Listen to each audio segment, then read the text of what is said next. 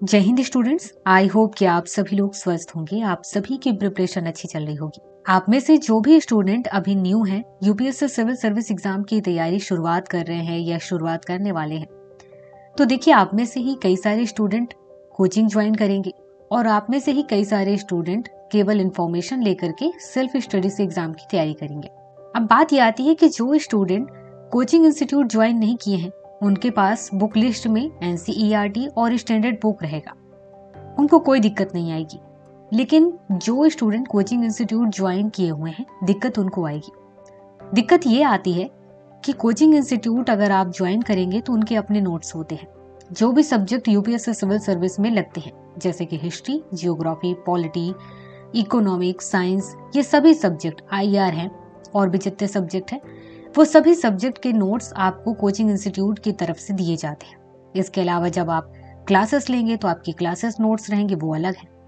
मतलब ये है कि आपके पास सोर्सेज बहुत ज्यादा हो जाते हैं। अब ऐसे में स्टूडेंट काफी कंफ्यूज्ड होते हैं कि क्या पढ़ें और क्या ना पढ़ें, क्योंकि टॉपर्स का कहना होता है और जिनको डीप नॉलेज है वो भी यही कहते हैं कि आप स्टैंडर्ड बुक पढ़ें।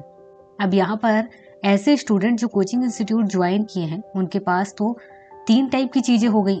एक खुद के बनाए हुए नोट्स, दूसरा कोचिंग इंस्टीट्यूट के द्वारा दिए गए बुक और स्टैंडर्ड बुक। अब स्टूडेंट को लगता है कि हम क्या पहले पढ़ें क्या ना पढ़ें, क्या सबको एक साथ पढ़ पाएंगे? अगर पढ़ते हैं तो उसमें थोड़ा सा अलग है, उसमें थोड़ा सा अलग है, क्या करें?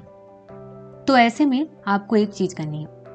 क्लास में जब आप सब्जेक्ट की जानकारी लेंगे, इंफॉर्मेशन लेंगे, सब्जेक्ट के बारे में जब पढ़ रहे होंगे, तो आपका बेसिक वहां पर से मजबूत तो होगा ही। एनसीईआरटी चाहे आप कोचिंग इंस्टीट्यूट जाएं या ना जाएं, पढ़ना ही होता है, इसमें कोई दिक्कत नहीं है। तो आपको क्या करना है कि इनमें से जो स्टैंडर्ड बुक है, जैसे कि हिस्ट्री, पॉलिटी के लिए लक्ष्मीकांत है, जियोग्राफी है, तो इनके लिए आप जो स्टैंडर्ड बुक है वही पढ़िए आप। और कोचिंग इंस्टीट्यूट में जो चीजें समझाई जाती हैं, आप क्लास में उसे अच्छे से समझिए। और दूसरी चीज ये है कि कुछ नोट्स हैं जो आपको मार्केट में अलग से खरीदने की जरूरत नहीं है, जैसे कि कोचिंग इंस्टीट्यूट में वो मिल जाती है। जैसे कि इन्वायरमेंट है, साइंस है, इनके लिए अलग से क्या स्टैंडर्ड बुक लेना। तो कोचिंग इंस्टीट्यूट वाले जैसे कि इन्वायरमेंट है, साइंस है, सिक्योरिटी है, आईआर है, इनसे रिलेटेड जो नोट्स बनाए हुए हैं वो नोट्स आप ले लें और उनको पढ़ें। एक चीज और, जो स्टूडेंट सिविल सर्विस एग्जाम के साथ साथ अपने यहाँ की पीसीएस एग्जाम की भी तैयारी कर रहा है, तो जैसे कि कई सारे स्टेट पीसीएस के इस टाइप के क्वेश्चंस होते हैं जो डायरेक्टली फैक्ट वाले क्वेश्चन पूछते हैं।